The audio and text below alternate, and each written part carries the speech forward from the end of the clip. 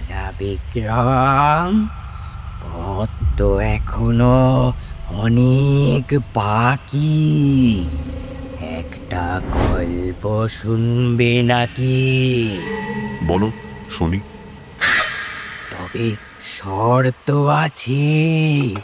আমার প্রশ্নের ভুল উত্তর দিলে তোমার সর্বনাশ, আর ঠিক উত্তর দিলে আমি উড়ে পালাবো। রাজি? রাজি।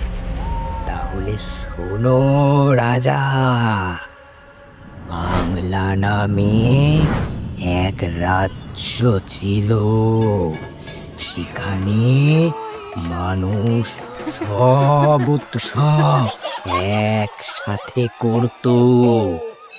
যে যেমন খুশি পোশাক পরতো, গান গাইতো, মিলেমিশে থাকতো।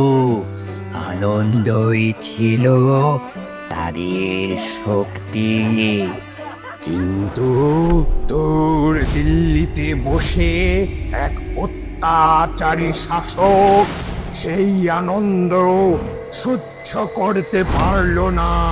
সে আর তার মন্ত্রীরা রটাতে শুরু করলো, বাংলার মানুষ দেশদ্রোহী, তাদের ভাষা বাইরের ভাষা, তাদের খাবার খেয়ে জাত চায়, তাদের গান গাইলে শাস্তি হবে। ভয়ে কাঁপতে লাগলো বাংলার সাধারণ মানুষ। তখনই নিজের মানুষের এই দুর্দশা দেখিয়ে জেগে উঠলেন রাজ্যের রক্ষা কর্ত্রী। শক্ত হাতে রাজ্যের হাল ধরেও তার হৃদয়ে ছিল মায়ের মতো কোমল, আর অন্যায়ের সামনে বজ্রের মতো কঠোর। তিনি গর্জে উঠলেন, অন্যায়ের সামনে মাথা নোয়াবে না বাংলা। বড্ড রাজার ভয়ে দেখানো এখানে চলবে না। কিন্তু ততক্ষণে দিল্লির রাজা ছড়িয়ে দিয়েছে মিথ্যার অন্ধকার চাল। সে বিষ ঢেলেছে মানুষের কানে।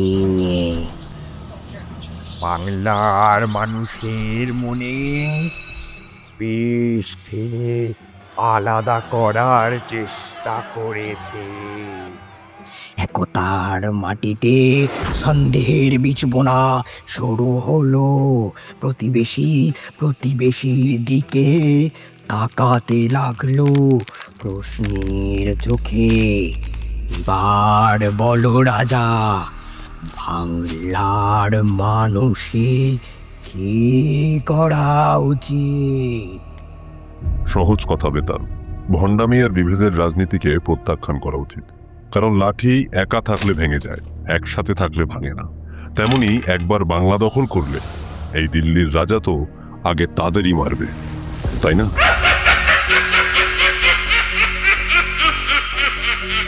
সঠিক উত্তর রাজা। আবার দেখা হবে। আমি চললাম।